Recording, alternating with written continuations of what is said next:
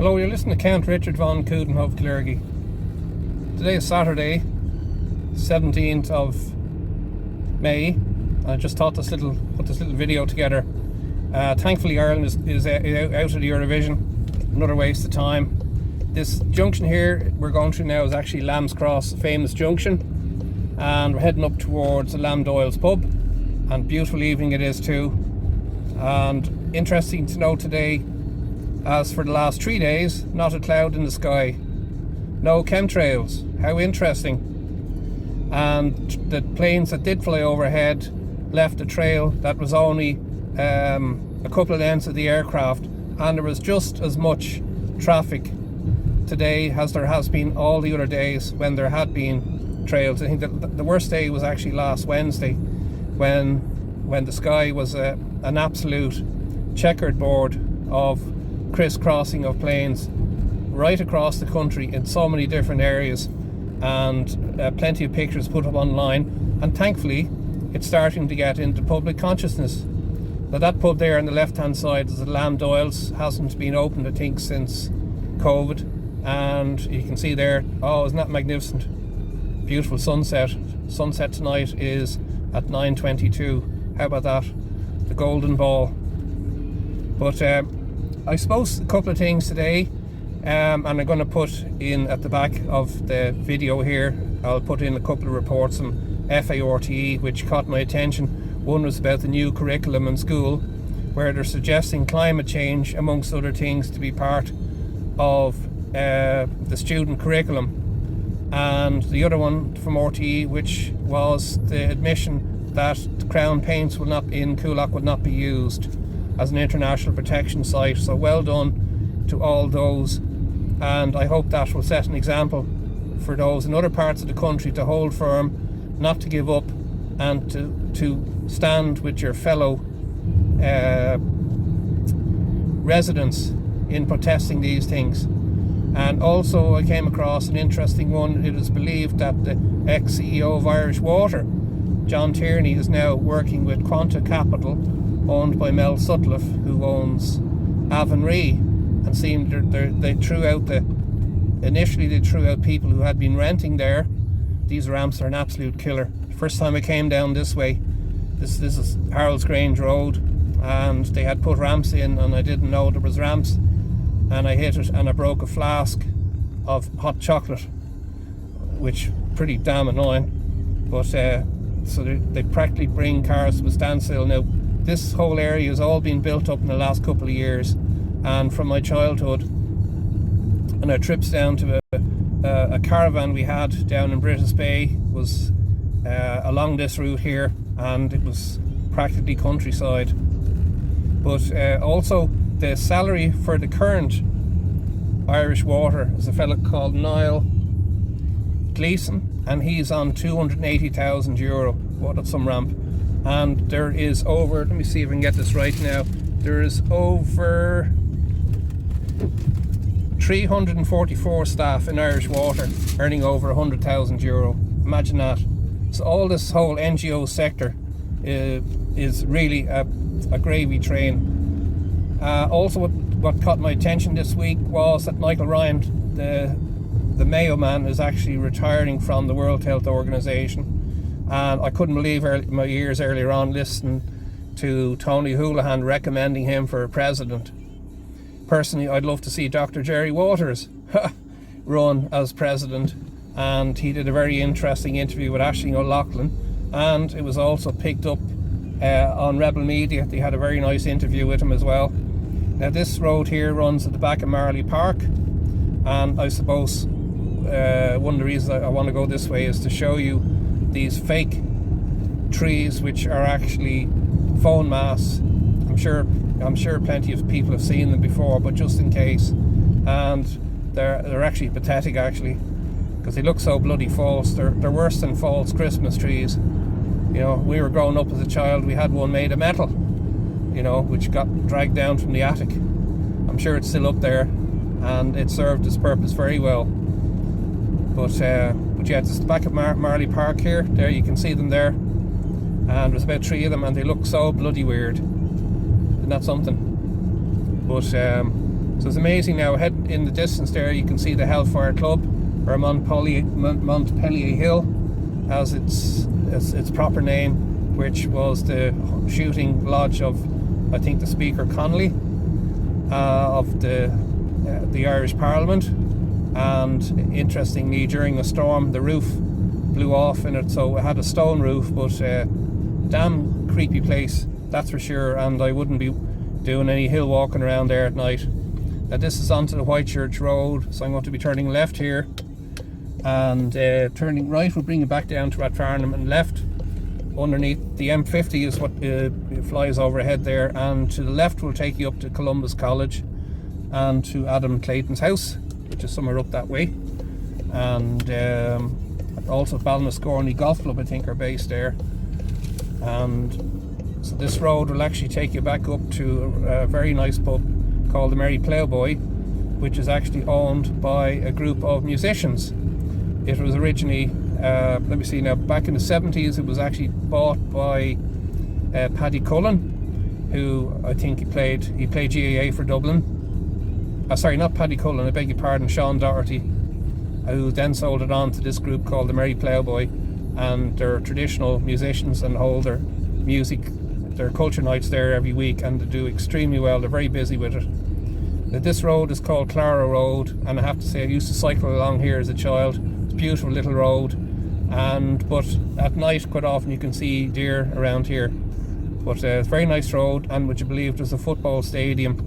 The entrance to football stadium is just around the corner here. Imagine that. You'd never think you'd see, I think it's a rugby stadium, and there's the walls there now. But the other thing I'd like to add as well is that what got my curiosity, and this goes back to our friend, the Flight Radar app. The other day I noticed that Atlantic Flying School had some unusual air activity over Castlebar, up around that area.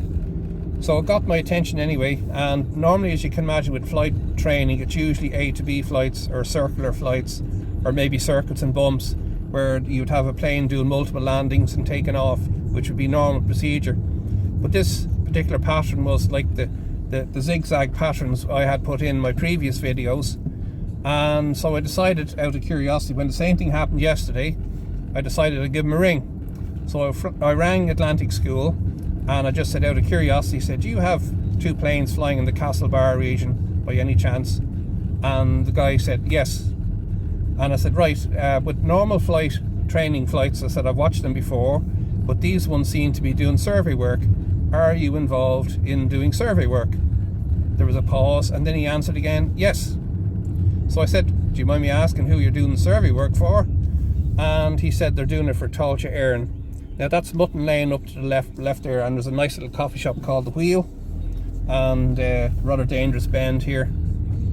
And but yes, so you met it to doing work for Tailte Eireann. Now Tailte Eireann is the organisation involved with registering of all deeds, sale of land, house purchases, and what have you. Now the thing about Tailte Eireann, this is something that I don't know if my subscribers are familiar with, but Tailte Eireann is one that is actually in charge of the deeds, deeds of registration. Now, there seems to be an issue with people actually getting the deeds of their house, that people are only been getting folio numbers, and they may get copies of the deeds, but not the original title deeds. And it would be a concern to quite a few people that what's actually happening here, and what I think is happening, is that the government is taking these deeds and is possibly using it as collateral to base their loans on. So it'll be very interesting to see if any of my subscribers have interesting stories about title deeds. Now to the left there you can see a GAA pitch, and that is Ballyboden Wanderers, which, believe it or not, is actually older than Ballyboden St Enda's, which is probably the more famous of the 2 GAA clubs. And to the left there you have Mount Venus Cemetery, and its ever expanding lines of tombstones. And coming up shortly we'll be going past the Dublin DSPCA, which You know, if I'm visiting Mount Venus, you often hear the cats and dogs barking in the distance, and I think people can organise rescue to adopt rescue animals from that. So they do fantastic work regarding the welfare of abandoned animals. You know, but so that's basically a couple of comments there, and.